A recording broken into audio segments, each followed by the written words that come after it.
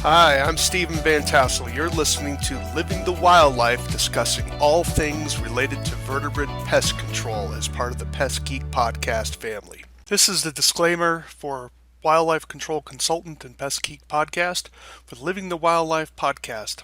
Always follow national, state, provincial, and local laws when using pesticides and or other control methods to manage pests. Wildlife Control Consultant, LLC, Pest Geek Podcast, Living the Wildlife Podcast, Stephen M. Vantassel, or their or his affiliates are not responsible for followers' use of the information provided here. Hi everyone, Stephen Vantassel here, Wildlife Control Consultant, bringing another episode of Living the Wildlife as part of the Pest Geek Podcast family.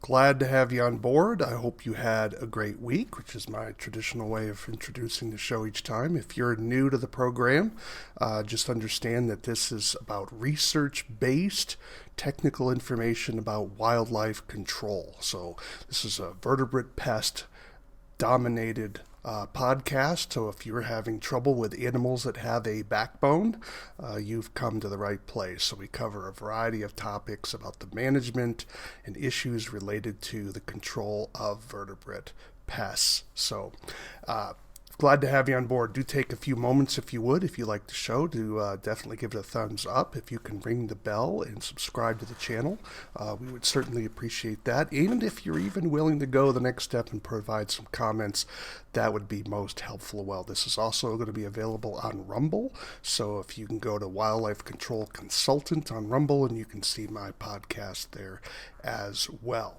Well, last week we talked about some research on Calciferol and house mice, and I'm going to continue that this week because the research that was done, that was another chapter in this gentleman's thesis. So let me pull up that PowerPoint so that we can continue this discussion. And so there's the dissertation. It's let me read it for those of you who are driving. It's by S.P. Nolan, L-O-A-N. It's published in 2018, and the title of his dissertation is Impacts of Two Temporal Rotations from a Non-Toxic Bait to Calciferol Rodenticide on Wild House Mouse Mus musculus L Consumption, Bait Station Interaction and Movements, PhD, Clemson University. So last week we talked about his research regarding Calciferol and how the stop feeding effect impacted mouse consumption of the bait, and he had a strategy for overcoming that to move from a 75% level of control to close to a 97% level of control. So I would kick you back to that previous podcast if you want to learn about how he manipulated his use of Calciferol in his control study. And it was, I think it's some solid work here. Of course, it's a PhD. You can see how it applies to you. This week, however, I wanted to move on to chapter 3 of his dissertation. And the title of this chapter, again, this is inside the umbrella of the title I just gave you. When you're doing a dissertation, you often have different sections within it, okay? And so this is chapter 3 of that dissertation that we began last week. And here he's focusing on the following, and I'll read the title for you. Chapter 3, Analysis of Wild House Mouse, that's Mus musculus, Interaction with Bait Stations while implementing two temporal rotations from empty stations to non-toxic bait to a Calciferol rodenticide, 2018. And he has multiple authors here. I suspect this was maybe published in a journal separately.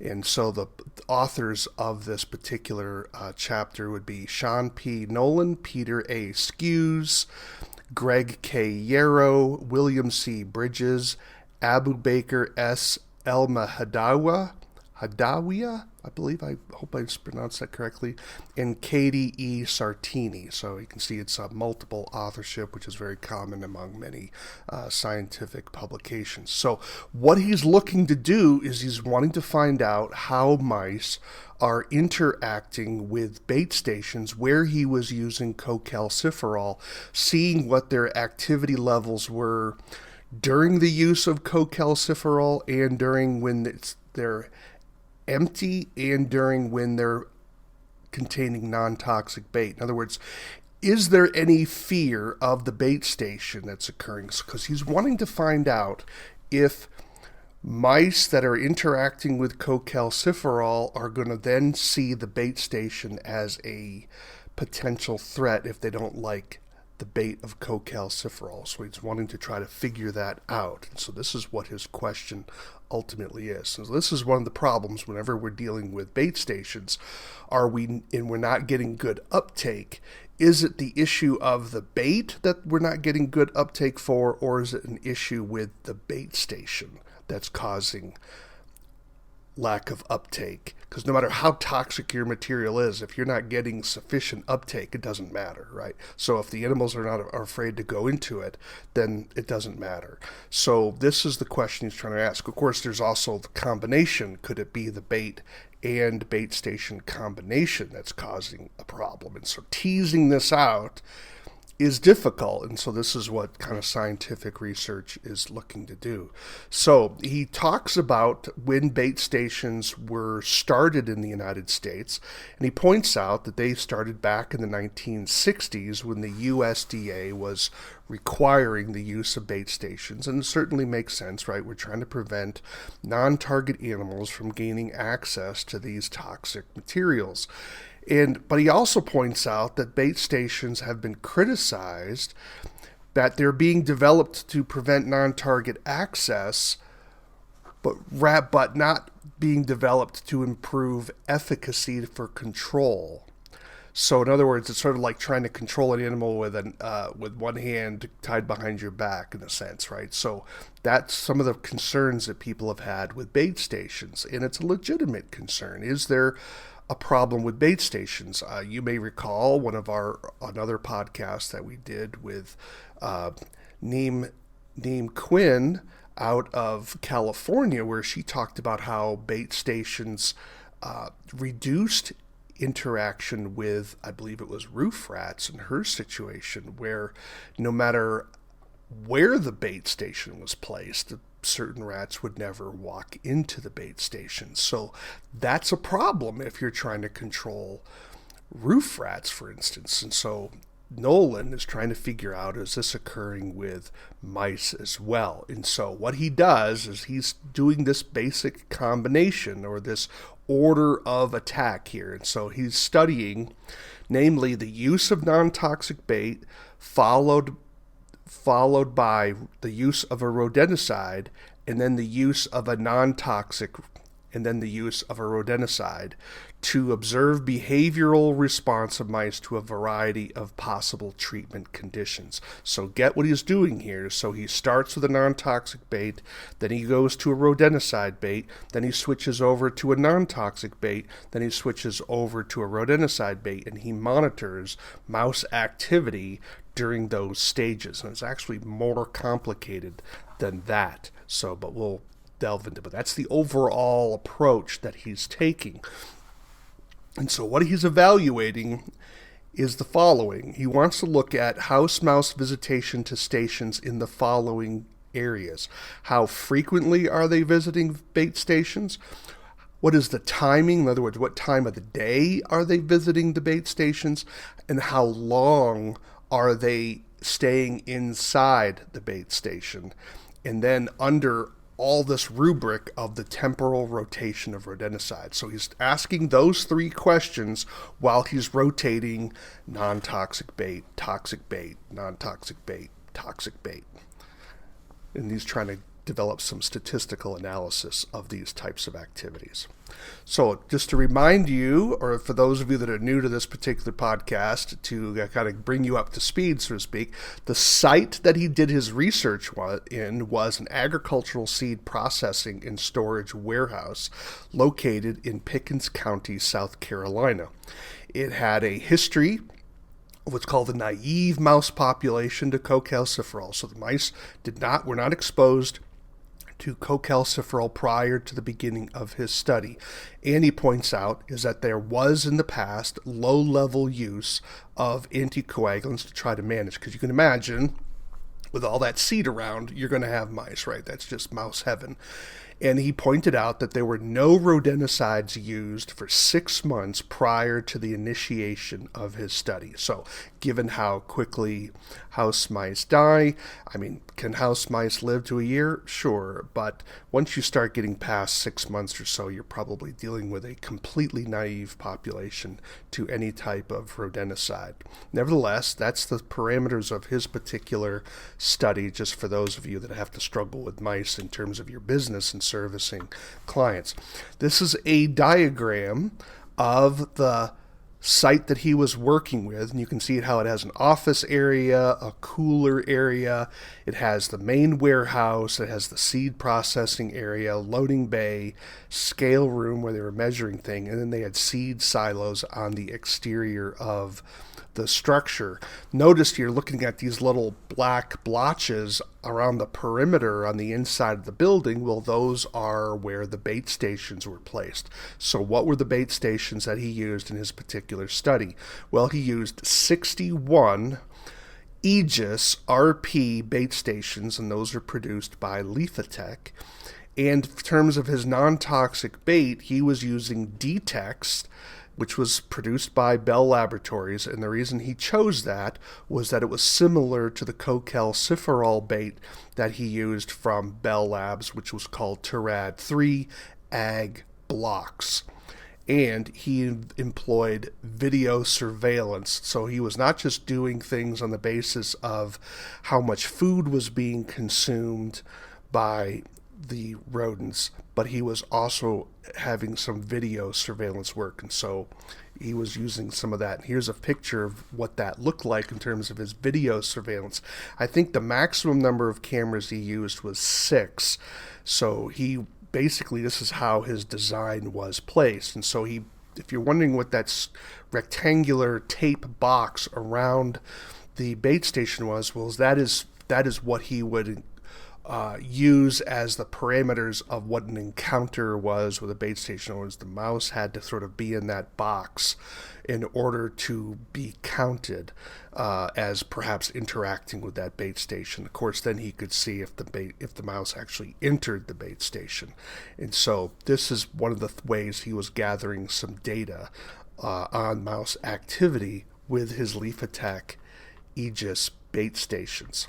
So here's the study schedule. I told you before that his study schedule is more complicated than simply non-toxic, toxic, non-toxic, toxic. And so what he did was he started with a 14-day period where there was no stations placed. I think he was just basically doing some monitoring at that particular point. Then he put out the bait stations for 13 days, but the bait stations were empty. Followed by phase 3, which was a 19-day period of using non-toxic bait. Now, the beginning and end of the study was March 25th to August 20th. So he's testing during the period of time when mouse activity and mouse reproduction would be at its highest. So understand there's a lot of food in this particular warehouse, of course, or I'd say competing food sources. And he's also studying during the period of time when house mice are the most active. So he's really, he's putting some work out here. This is not, sometimes you can do a study design where you make it easier for you to get the conclusions you may want, right? There's ways that you can cheat is such a harsh word, where you can make your task easier. Let's put it that way, right? So he didn't do that in this particular study. So you commend him for that. So he starts off with no station. That's for 14 days. Then puts out empty bait stations that sort of condition the mice to the station. Then on phase 3, he puts out non-toxic bait. That's the Detex blocks. Then he has the bait stations empty for 8 days, followed by a 21-day period of Calciferol. You're saying, well, why do you use 21 days? Well, he was following the label guidelines on the use of Calciferol. So he wanted to be sure he was giving Calciferol its proper due, right? So following the label, we all know label is the law. Now, he could have had an exemption. He could have done it for a shorter period of time or even a longer period of time. But he was like, okay, we're just going to follow the recommendations of the label. I don't think it's mandated that you do it 21 days in the label. I could be wrong about that, but I think that's recommended. So he's following the recommendations of the label. Had the Calciferol out there for 21 days.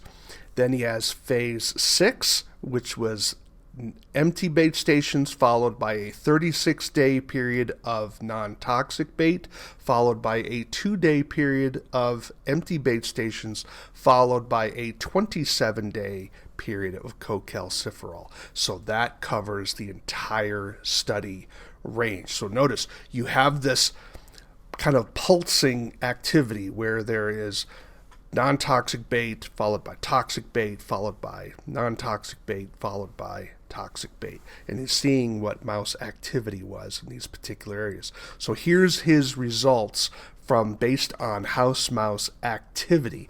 And these numbers here are the frequency of visits by wild house mice into the observation areas. Remember, we showed that tape immediately surrounding bait stations for each study phase from the 25th of March to August 18th, 2014. Remember, he published his results in 2018 in Pickens County, South Carolina.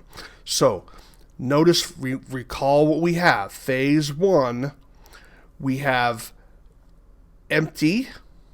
There's no bait stations there in phase 1 to 2 rotations between empty stations. That's phase 2, phase 4, and phase 6. So phase 6, phase 4, phase 2. Those are empty bait stations. Phase 3 and phase 7 are non-toxic bait stations. So look at the activity that you have with mice are definitely checking things out in the bait station, even though it's empty.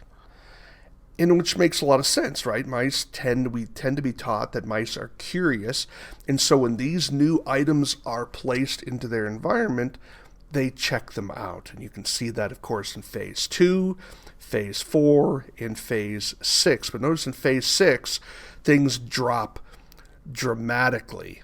Okay, and what happened in phase 5? Well, phase 5, you had Calciferol bait being put down. So phase 5 and phase 8 are both using Calciferol. So notice after the Calciferol is used and then taken away, the mice visitations to those bait stations drops dramatically. Okay, in terms of their behavior. Understand that we have mice are definitely coming into these bait stations while they're empty, and they're definitely visiting while there is non-toxic bait. And so his conclusion is that mice are going to be initially going into bait stations because they're novel and they're checking them out. But they'll also continue to enter them when they know that there is a food source there. Well, that's going to be kind of important. So maybe if we're dealing with clients and maybe we know that we've got good level of control, putting those non-toxic baits out there may be a way for us to reduce the amount of rodenticide getting into the environment, and also certainly saving some money as well. In that, because you say, well, why would I want the mouse to be eating non-toxic bait when I could be poisoning it?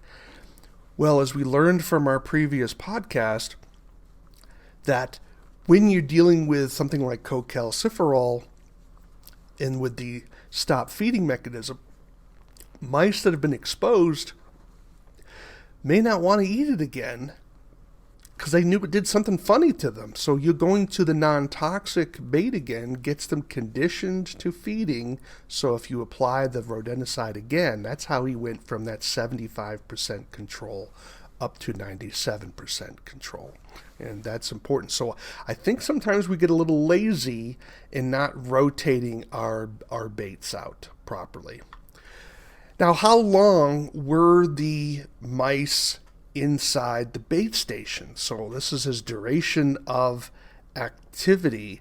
And notice what we have here, just to remind you, the bait stations are empty in phases 2, phases 4, and phases 6. Notice all of those have very low, these are in seconds. The mice are going in, checking it out, and they're gone, right? But when he puts in the non-toxic bait in phase 3 and phase 7, look at how long they're staying inside. Now, he doesn't know what they're doing inside, but his assumption is, and I think it's a good one, that they're consuming the bait. Right? They are feeding in there. But notice how little they are in there in phase 6 and phase 8. Actually, I should say phase 5 and phase 8, because phase 5 is Calciferol and phase 8 is Calciferol. Notice they're not spending a lot of time in there. So clearly, something's happening with them. They sort of feed a little bit and then move on. So you say, well, Stephen, what am I supposed to do with all this information? How do I apply it to my business? Well, here's his conclusions that he developed in this particular chapter. Number 1, empty bait stations. When you introduce the empty bait stations into a house mouse environment, it increased house mouse visitation to those particular areas. You recall that he put in those activity areas, one of those rectangular taped areas, without a bait station, and he monitored those. So he's like, well, how often does a mouse cruise through here without a bait station? And he got some data. When he put the bait station in that area, in that rectangular survey spot, mouse activity there increased. Okay, so that's number 1. So bait stations initially are attractive to mice. Number 2, visitation, however, was less than when the bait was added and taken away. So when you added the bait to the bait station, mouse activity increased, which makes perfect sense because there's something there for the mouse to eat. Lastly, he showed that mice exhibited aversion to Calciferol, but not to the bait station. You may say, well, duh. Well, we didn't necessarily know that for certain prior to this particular piece of research. I haven't done an exhaustive study or anything like that, but I'm assuming that the reason why he's asking this question is either to confirm something we already knew, or to find out if they were becoming aversive to the bait station itself. Remember, when we're not getting good consumption of a bait, we don't know, is it the bait station that's causing the mice or rodent not to show up, or is it the bait, or a combination of the two? And what he's pointing out is that when he was using non-toxic bait, if they were aversive to the bait station, it wouldn't matter what the bait was inside, they wouldn't want to go in. And so that's what he's basically proving here. You may say, well, big whoop. This is what science does, and science tries to conclusively answer questions that we may already have an intuition toward, or maybe just some anecdotal evidence on our own. In other words, our experience may be X, but what science does is it tries, if you have a good, properly defined model, it's trying to demonstrate those causal relationships, right? And that's very hard to do in science, but he's trying to show that, yeah, we're not seeing any evidence here that the mice are being aversive to those Leafitech bait stations. And so that's important. So keep that in mind if you're using Calciferol.